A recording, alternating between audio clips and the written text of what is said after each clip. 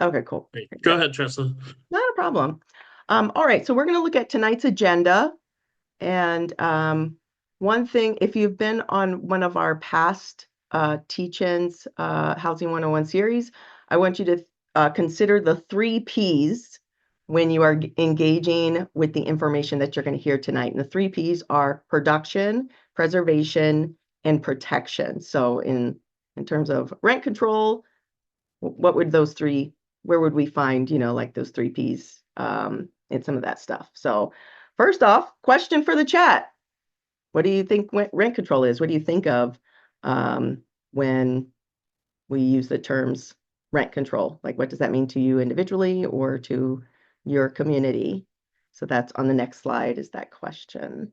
Oh, I didn't go over the agenda. So we're going to talk about rent control in both locally in Los Angeles as well as statewide. And our guests tonight, Christina and Ray, are going to introduce themselves during their section. But we're also going to talk about next steps of rent control in terms of advocacy, and then we will have our Q&A question. So I got so excited about the question, but so that's why I skipped ahead. So put in the chat what you think of when it comes to rent control. So we've got on here regulation of rent increases, either a cap on how much rent can be increased, or actual cap in terms of dollar amount. Yeah, that's a great question. Um, any other thoughts or ideas about rent? Yeah, what they said, sure. Yeah, you could put like an amen or a whoop whoop in there if you agree with the previous comments. All right, so I'll give you the dictionary term is on the next slide. I think the more formal term is basically government regulations about the limit to how much landlords can increase rent. Um, and in terms of the three Ps, rent control, I would think it would fall under protection. Yeah, keeping people housed by limiting how much a landlord can raise their rent so that they are not displaced. They can keeps it um, it keeps housing affordable and it keeps families stable by being able to understand how much their rent can be increased. So before we get started with the meat from our guest speakers, I'm going to share with you two laws. But this is an overview that I found in one of our past teachings about rent control. Is some of the benefits of rent control is, like I said, it keeps things stable for renters. It's actually a cost-effective way to implement affordable housing by having rent control and not having to create new programs. Um, Preserves, that's one of our P's. So it preserves existing affordable housing and offers you know like like short-term and long-term solutions while production is being built. So there are people, there are advocates and there are politicians that say we need to build, build, build. But while we're waiting on building, we could be preserving and protecting people. So that's one thing. Those are some of the benefits of rent control. Now, one of the things that you may hear from like real estate industry and developers is that rent control actually harms production. So in terms of the housing market, numbers show that it doesn't hurt production by having rent control. And then the social and economic impact, of course, is that more working families can stay in their homes because they can afford to they can afford their rent. They can afford to live where they currently are. So when we're thinking about our marginalized groups in our local communities, that's why rent control is so important because it keeps people housed. All right, so I didn't want to read through all the stuff on that slide, but you can pause it during the recording and read more about it. But I'm going to jump into two California laws to get us started. So the first one, back in 1985, so the California Supreme Court said that landlords couldn't just kick out tenants because they no longer wanted to be landlords. So what happened was the Ellis Act was passed to give property owners a way out of the rental business. So if they were like, okay, I don't want to be a landlord anymore, I want to retire, this was primarily geared towards mom and pop landlords who didn't have the means, they could no longer manage the property. And so this act was designed for that purpose. But here's what actually happened is developers exploited the law. So they found a loophole where they could buy up rent-controlled buildings. They could invoke the Ellis Act to evict all the tenants, tear down the building, so it's not so it would all be off the rental market temporarily, and then they would rebuild, luxury housing. And so the result of that is that left tens of thousands of affordable units lost. I have a live map here that has, like, I'm gonna put in the chat. It has this is an eviction map of units that were lost because of the Ellis Act. So yeah, so large developers used it to acquire these rent-controlled units. And for me, the Ellis Act is part of the trouble with it is that it's not preserving. There are loopholes there that are not preserving the existing affordable housing that we already have. So so that's kind of an overview of the Ellis Act. So on the next slide, it has that map. So I put the link there where you can look at that live map, and there's like a slide bar where you can go from 2001 all the way to 2025, and it shows you how many units just in LA City. This is just LA City alone, 31,469 as of December of last year, were evictions were processed using the Ellis Act. Imagine how many people would still be, we would still have those units if the Ellis Act was reformed. All right, so the second law is the Costa-Hawkins Act. This is from 1995, so 10 years later. Now, before Costa-Hawkins, cities in California could decide their own rental control policies. But in 1995, of course, the real estate industry, they lobbied for this law, and it primarily has three kind of features of it. So it does not apply to housing built after 1995. So what that means is rent control doesn't apply to properties built after 1995. Also, landlords can what's called like vacancy decontrol. So if a renter is in a unit and they're in a rent-controlled unit and they move out, the landlord could then raise the rent to market rates. So not only does that not keep that unit permanently affordable, but it also sort of incentivizes landlords to get rid of long-term tenants. They could potentially have behavior that would encourage a tenant to move, and then they would raise rents. Also, rent control doesn't apply to single family homes. So in a city, Los Angeles, that is primarily renter, we don't have protections on single family homes. And so that's part of Costa-Hawkins. So even in cities that have or had strong rental protections, this act limits what they can do. And it's actually made rent control less effective across the entire state of California. And it's been, for housing advocates, there have been actions to try to repeal Costa-Hawkins, but of course, opposition has spent millions of dollars to make sure that it stays in place. Yes, as we go along, please put questions and answers in here.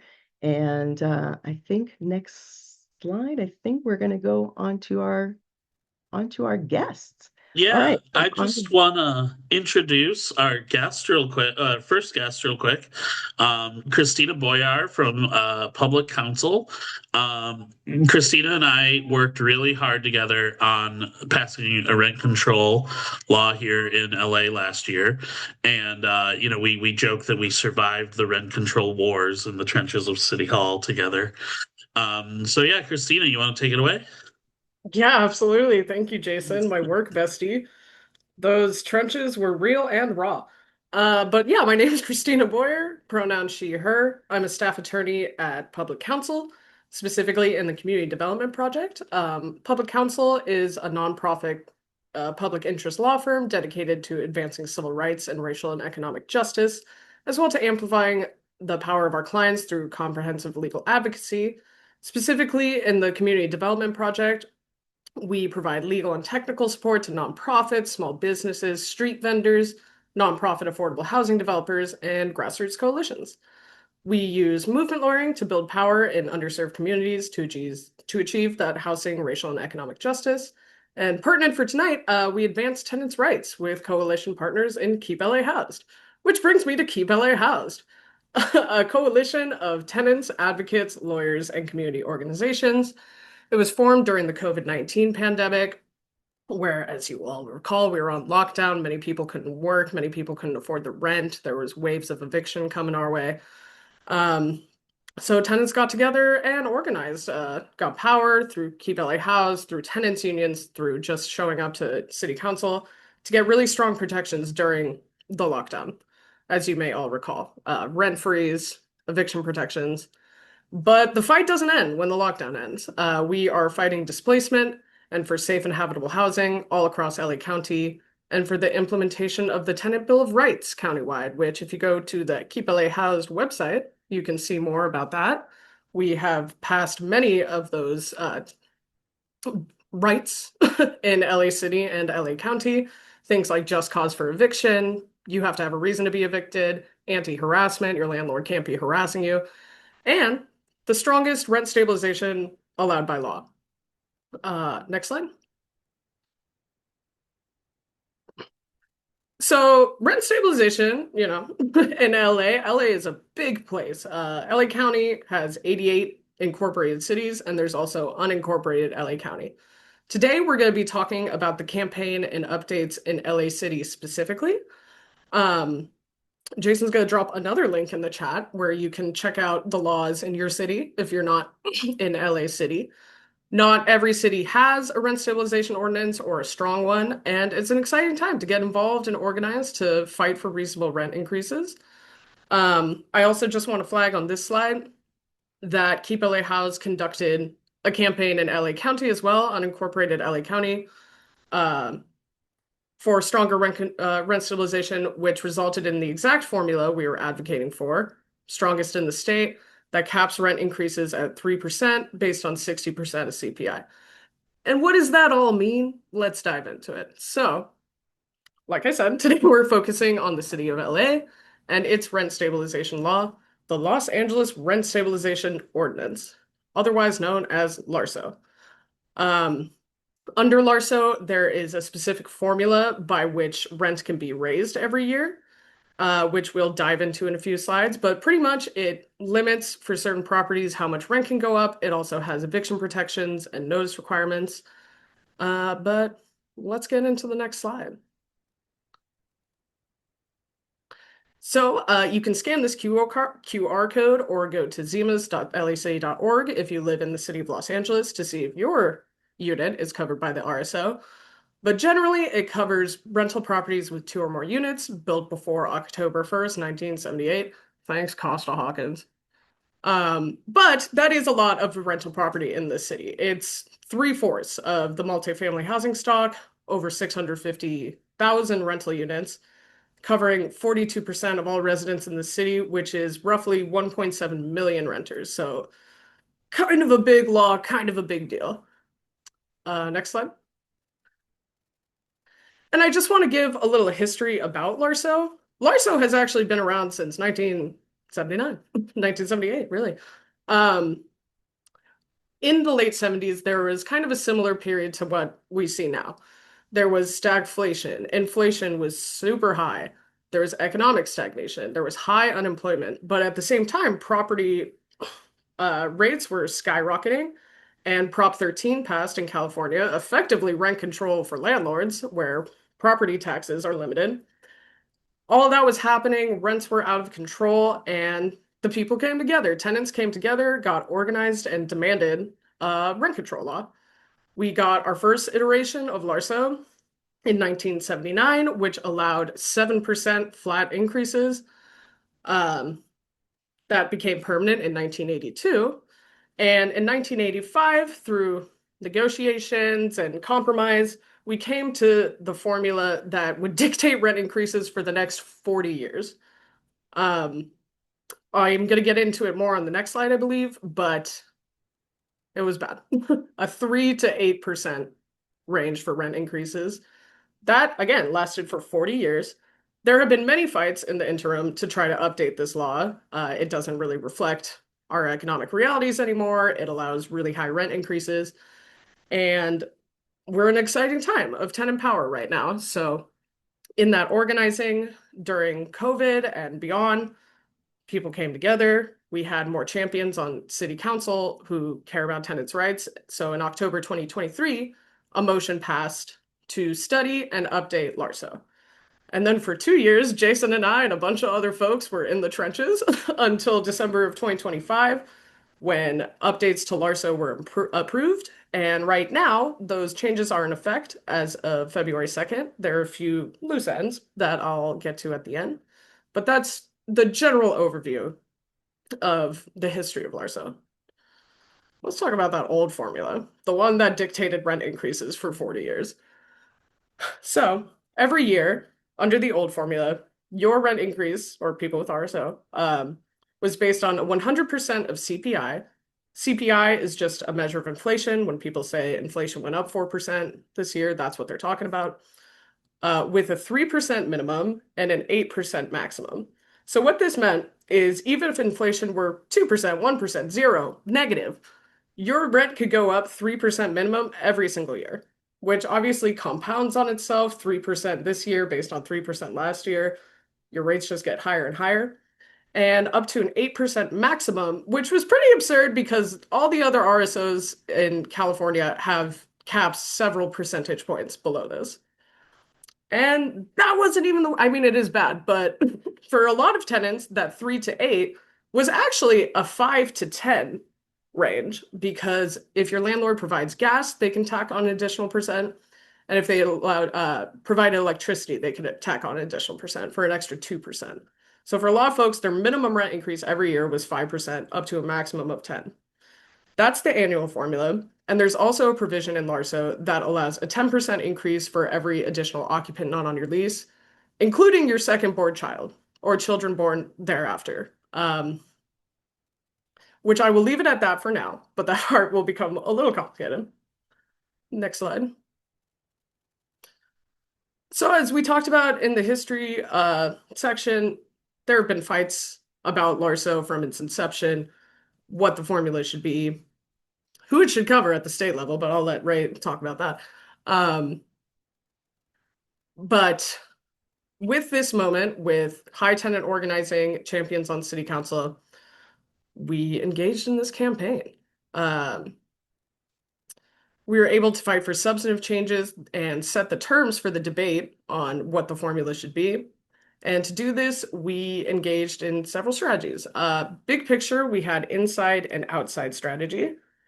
Inside, being we were inside City Hall, meeting with council members, with their staff, allied council members, and more moderate swing votes to advocate for these changes directly. And with our allied staffers, we would adapt to the evolving political environment, because it's been a tough few years for Los Angeles. In addition to that, we had a ton of pressure coming from the outside. So we engaged over 100 organizations in this fight from sectors across the board, like immigrants' rights, environmental justice. And I specifically want to highlight the powerful tenant labor coalition we formed with several unions like United Teachers for LA, SEIU 721, SEIU 2015, to name a few, and the LA Fed, a labor federation of over 300 affiliated unions and labor organizations, who have quite a bit of power in City Hall. So with this broad coalition, we engaged in rallies, we engaged in press conferences, demonstrations outside of City Hall and council offices across the city. We drove hundreds, probably thousands, of calls and emails to council members. We gave public comment consistently over 2 years, at least once a month, oftentimes once a week. We canvassed neighborhoods or organizations, typically don't cover in order to engage more people to call their council member and say, my rent is too damn high. We hosted town halls in several districts to educate constituents and call on council members to fight for their tenants. So all of these efforts, all of this people power made it possible to change this law, which had that same awful formula for 40 years. Which brings me to the new formula. It is not everything we asked for. We were asking for rent increases to be based on 60% of CPI with a 0% minimum and 3% maximum. While we didn't get that, it did certainly, again, set the terms for the debate. So now, as of February 2nd, annual rent increases will be based on 90% CPI with a 1% minimum and a 4% maximum, with no more utility bump. So that 3 to 8 or 5 to 10 is now 1 to 4. And for that 10% increase section, there is now no longer 10% increases for additional dependents to your unit. So definitely your second child won't trigger it. Your ailing grandma probably won't, but we'll get into it a little more in the loose ends. Next slide. And I just wanted to give a visual of like what this like looks like in dollar terms. So this is if you moved into an apartment with $2,000 rent over 10 years, what your rent increases would look like. So the red, orange, and yellow are the old formula. The red, $1,600 if you had both utilities included. Orange, $1,200 if you only had one utility. Yellow, $900. The housing department, Los Angeles Housing Department, LAHD, also had recommended a formula, which would have resulted in about $800 over that 10 years. And what we got was $600. So you can see for people, especially with utilities, this is a huge change in how much they can be charged, how much their rent can go up. It could go further, and maybe in a few years, if council composition is different, we can fight for even stronger. But it was really quite a feat from people power. Next slide. And this was a long fight in the trenches with my man Jason, but it's not really over. There's no specific call to action for this campaign today. I just want to flag some loose ends. There are 3 outstanding motions as it relates to LARSO. One is a pretty technical one. So there's a notice loophole in the updated LARSO where a landlord could have issued you a rent increase notice before February 2nd for your rent increase in April, May, June. So they could have on January 1st said, hey, your rent is going up 5% in May because I still have the utility bump.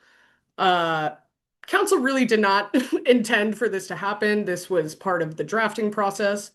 So in December, council member Hugo Soto Martinez, Council District 13, introduced a motion to close this loophole. I won't get into the nitty gritty, but it's gotten very far in its process in city council. It should be closed any day now. So whatever your rent increase is should be based on the new formula.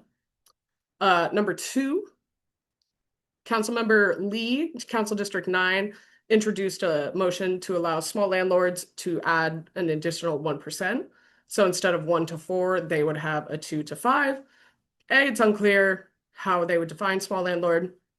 B, oftentimes small landlords are really 3 LLCs in a trench coat.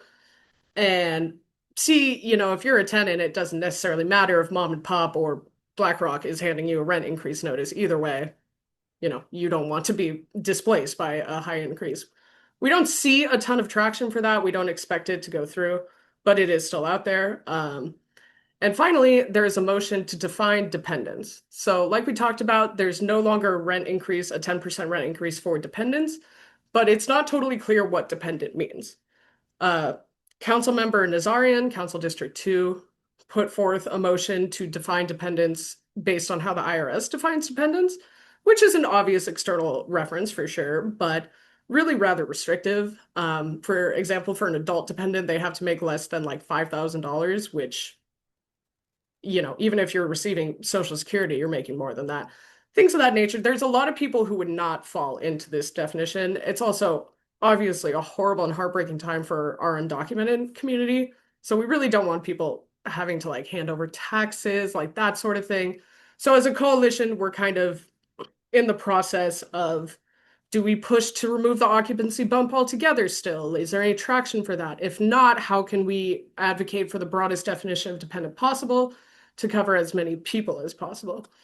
Um, but that is the LARSO updates. Those are the loose ends, and I think I'm passing it to my friend and someone who is in this fight, Ray.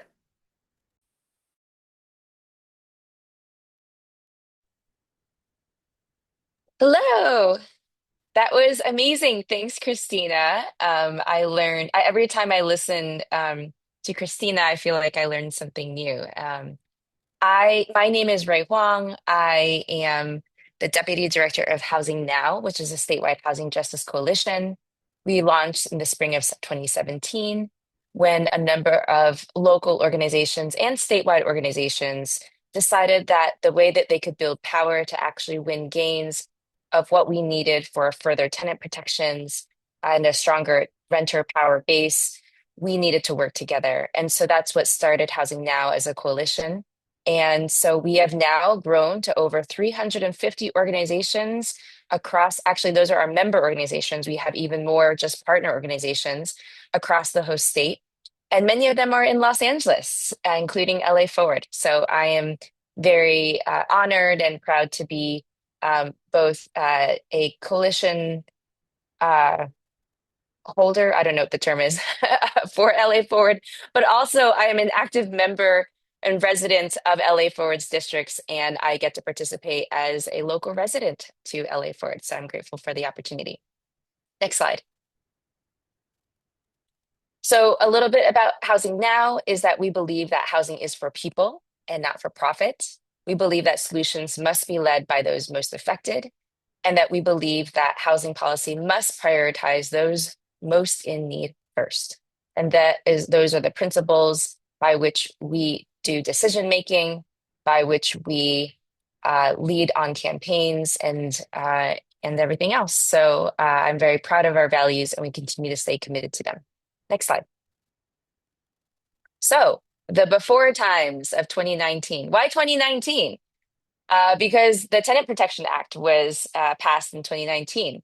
Previous to 2019, tenants did not have statewide rent increase limits. There was no statewide just cause eviction requirements. There was no relocation payments for no-fault evictions. And also there are limits on how much rent could increase annually. And that is because of both Costa-Hawkins also limited a lot of local areas to be able to pass their own local protections. So we tried, you can go to the next slide actually. So in 1995, as you heard from others about Tressa actually, who led the earliest part of the presentation, Costa-Hawkins was passed and limits the local rent control statewide. In 2018, there was the first coalition-wide attempt to repeal Costa-Hawkins. Housing Now came into existence in part because we decided we needed to repeal Costa-Hawkins, and so that's why we were initiated in 2017. And our first campaign was to try and repeal Costa-Hawkins with Prop 10. We were unsuccessful, but because of the energy that we had and the education that we were able to bring to everyday tenants across the state of California, we then got together and decided to pass the Tenant Protection Act, which was passed in 2019, and it reforms parts of Costa-Hawkins. I'm going to take you through the timeline, and then I'll talk a little bit more about the various bills that were passed. In 2020, there was a second attempt to partially repeal Costa-Hawkins. Then in 2023, after passing the Tenant Protection Act, which, while really important for the whole tenant movement, it did not have any legal teeth to be implemented well. And so we needed further accountability. So we passed SB 567. In 2024, third Costa-Hawkins reform attempt happened again, led by other partners. Housing Now was not, while we supported it, we were not actively involved in that process. And then in 2025, a Tenant Protection Act reform attempt happened this last year and ended in January of this year. And I'll say a little bit more about that. And here we are in 2026. Next one. Too far. Just want to give you a sense of There was about 5 or 6 cities that had rent stabilization ordinances across the state. And since we have, as you can see, quite a many cities who are beginning to pass their own. And so this is something that we need to be proud of. But however, because of Costa-Hawkins, it's still very limited in how much it can do. And so that's why we need to repeal Costa-Hawkins. All right, next slide. But you can see that we are building power locally one by one. So brief overview of the Tenant Protection Act. It is a rent cap that is 5% plus CPI annually with a max of 10%. So your rent cannot go up more than 10% every year, which is huge. It's still not good enough because I don't know about you, but if your rent increased 10% every year, that's still too damn high, right? So, but it is, at least you have something now statewide especially for those cities who have not passed local rent stabilization ordinance. The second is that there's a just cause, which for sorry, it's late in the day, so I'm having trouble speaking. Just cause for termination of tenancy after 12 months. And as well as there are some exclusions and exceptions to just cause. And I'll go a little bit more into it in a little bit. All right, next. So what are some units that are covered by the law? Well, I will tell you that while all rental units are covered, there are quite a few exceptions that I just named just a minute ago. Single family homes is one of them. And so this is one of the biggest problems, is that about 30% of our rental units are actually single family homes. And so there are no protections for single family homes.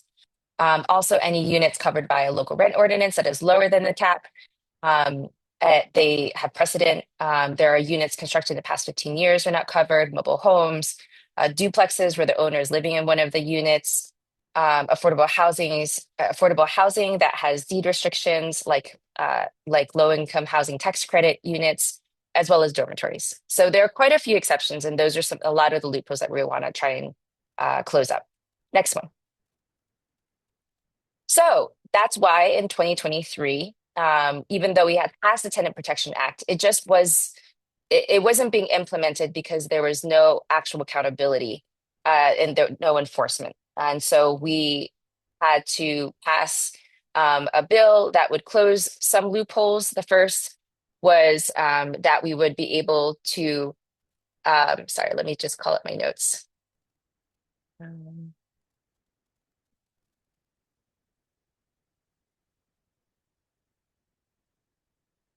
Sorry, y'all. The first is it closes a loophole in 2 no-fault just cause provisions. For example, owner move-in and substantial rehabilitation. The bill says that if an owner is evicting a tenant because the owner is going to move a family member into the unit, the owner must name that family member and move in that person for at least 1 year. This is to stop the rampant abuse of some owners who claim that they're moving in their family member as a pretext to evict the current tenant and increase rents. Second, if an owner is going to evict a tenant to substantially remodel the home, the owner must provide evidence in the form of a permit or signed contract with a contractor demonstrating that the work meets the definition of a substantial remodel, including an estimated time frame to complete the work. And the purpose of this provision is to ensure that tenants know the work to be completed will require the tenant to move out at least 30 consecutive days, which is one of the existing statutory requirements for the work to qualify as a substantial remodel. And then finally, SB 567 authorizes that the Tenant Protection Act can be enforced by either the state or local jurisdictions if the Tenant Protection Act is egregiously violated. And this gives local governments, the state, and consumers tools to actually stop the bad actors from committing fraud that disrupt lives and undermine the Tenant Protection Act. So these tools will actually prevent homelessness and keep our families housed. Next slide. Now, what did we do this year or this last year? Hold on one second while I turn off the stove.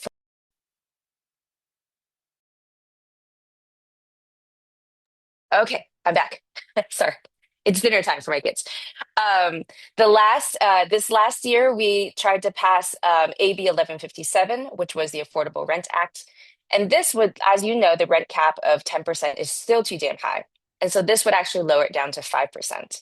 It would also expand the rent cap to include protections for single family homes as well. As you saw, that was one of the major exceptions, and 30% of our rental units are single family homes. And it would also remove the existing sunset date of 2030. Right now, the Tenant Protection Act will end in 2030. So we have 4 years left to do something about this. And remember that it was passed before the pandemic. A lot has shifted since, and there's been so much housing has come even harder, and it's been so unaffordable to be able to survive here in California. And so this has been extremely important for us. Next slide. What are some other bills that we are working on right now since that bill died? I will tell you for Housing Now, we have one bill. We had quite a few bills that would provide immediate relief, but only one of them, unfortunately, has survived. We have had a extraordinarily difficult legislators who do not support tenant protections, including actually our very own Assembly member Rick Zbur Chavez, Chavez Zbur, who is my assembly person, who has been receiving a lot of support from CAA, from the apartment lobbyists. And so you might have seen, for example, advertisements saying Rick Zbur believes in affordable housing, and then you see a little in the corner saying CAA endorses him.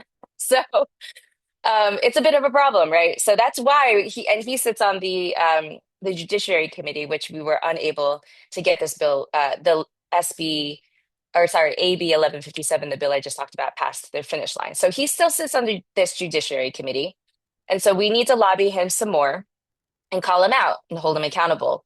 And one of the bills that is right now going to be going to his desk is SB 436, and this is a 14-day pay or quit. Right now, there are 3 days that you have of grace period to be able to pay back your rent if you miss the deadline. And then you can receive an eviction notice. And so we want to delay it to 14 days because 14 days is about usually how long it takes for you to get your next paycheck. And so this really, gives families, prevents families from falling into homelessness and having to move out. Other two bills that are new is the Tenant Protections for Immigrant Families Act, and also a rent cap for manufactured housing. And this is really, these are two bills that just came to our table for us to be considering for Housing Now. And then lastly, I did want to just throw in there SB 555, which is a social housing study bill, which we passed in 2023 alongside the Reform of Tenant Protection Act. And this would help us, the state, move forward on how to expand social housing in the state. But one of the pieces why I included in tenant protections is because we want to ensure that as a study is concluding that there are strong recommendations to ensure that there are strong tenant protections for the social housing that will be built or acquired over the next couple of years. Next slide. Lastly, I did want to tell you all about something that just came down the pipeline. Today, actually, HUD published, HUD, which is the Housing Department of the federal government, published a proposal to evict immigrants living in subsidized housing. And that means 100,000 of our neighbors across the US will have to make the impossible choice of having to separate from their family members. Sorry, I should start with what is a mixed status family?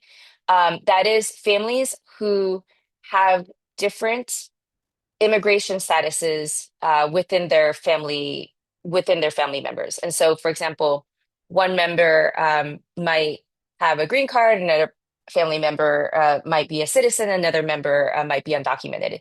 And so the federal government has tried this before to be able to, during Trump's first term, to be able to pass this mixed status family proposed rule.